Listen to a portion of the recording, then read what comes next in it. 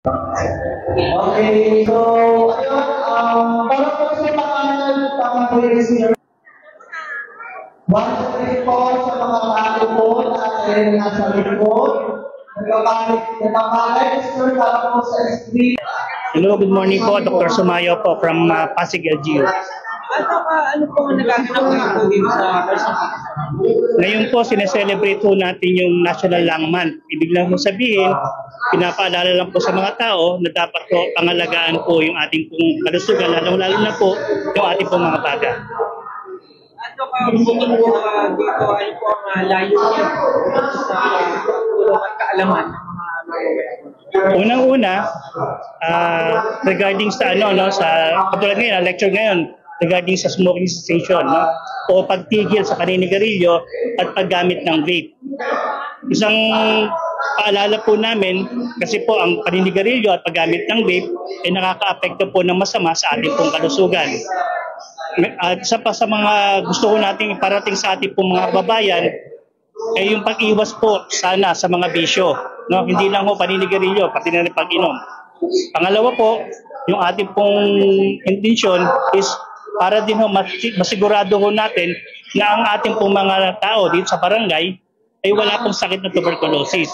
Ang tuberculosis po ay isang nakakahawang sakit at napakadali naman pong gamutin kung sakasakali. Kailangan lang po is magpakonsulta, katulad po ngayon, may dala po kaming x-ray van, libre po ito para po ma-check po natin kung meron pong kinakailangan po maggamot. So, open po ba ito para sa lahat or may target po tayo na mabibigyan servisyo?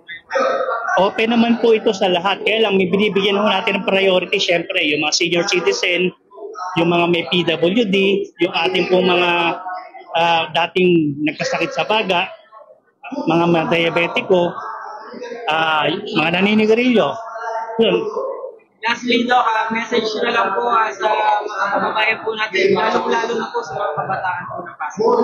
Okay. Sa ating pong mamamayan, unang-una po, tulad ng sabi ko kanina, kung maiiwasan po natin ang pagkakaroon ng bisyo, mas maganda. No? Doon ko sa naninigarilyo na, tsaka nagbe-vape na, pag-isipan po natin na tumigil. At isa pa, open naman pong ating mga health center, 5 araw kada linggo. Kung tayo po ay may mga nararamdamang sintomas ng TB, katulad po ng matagal na pagtubo, pagbabawas ng timbang, no?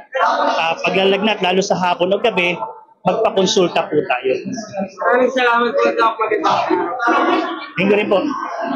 Sige, magandang sinasagawa ngayon sa bansang Covered Court na pinabuhatan ang The Time is Now, a TB-free generation bilang bahagi ng National Lung Month Celebration 2025. Sa pagtulungan ng Pasig Health Department at Cullion Foundation Inc. Dumalo rin sa nasaming programa sina Mayor Vico Soto, Vice Mayor Dodot Jaworski Jr., Congressman Roman Romulo, Konsehal Sam Pagsako, at Konsehal Sinoga. Sa Amerika po, 0 TB. Sa Pilipinas, pangatlo po tayo. No? Alam ko po yan kasi nangyari po yan sa aking tatay nung hinatid ko po sa Amerika. No?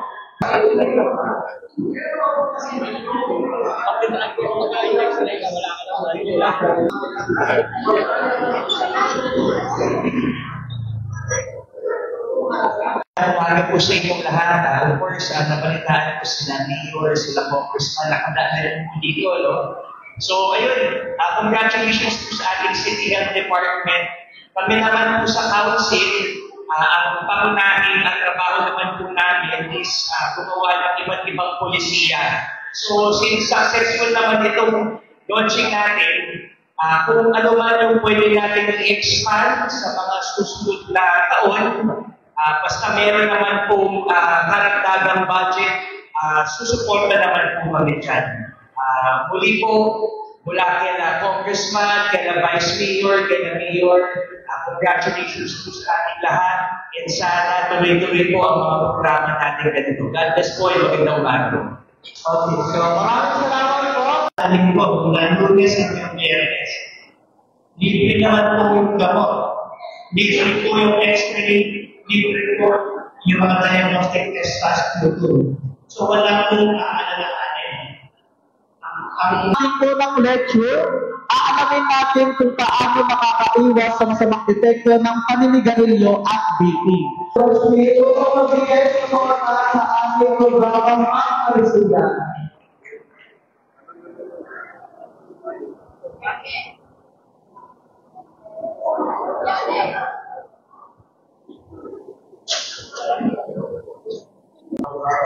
Mapasalamatan ang friend mo na, yung partner mo natin ito, sa kanilang mobile lecture, mapasalamatan mo sa kanila, at least mag-check ko natin yung ating mga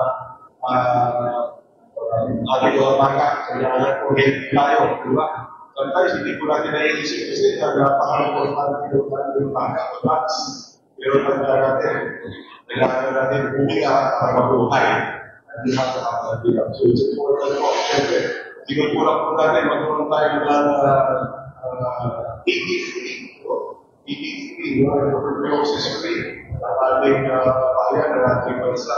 Kasi sa ibang bansa, nagawa na po yan ng paraan na makikatinig mo yung tuberculosis. Actually, ang TB, hindi dapat itong kailangan na sakit. Pag kailangan ito, sulat na hindi magagawa.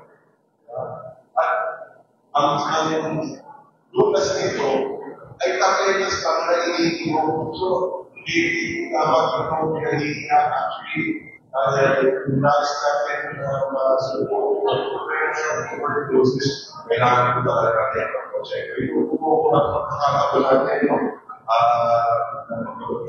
x-ray, bigyan yung gamot mula sa ating pamanahan, mula sa nagasos nito, at higit sa lahat, hindi na kayo magiging carrier o makakahawa pa yung sa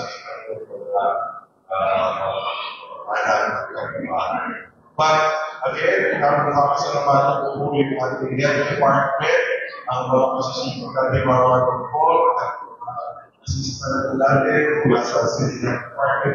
Palakpakan niyo naman sila. Thank you sa lahat ng hard work na ginagawa ng publiko. And of course, yun sa ating partners, government team, kung meron mga kapag mga issue problema, meron din tayo mga medical assistance na pagkakulong sa mga tagalakay sa mga bicycle, mga bicycle,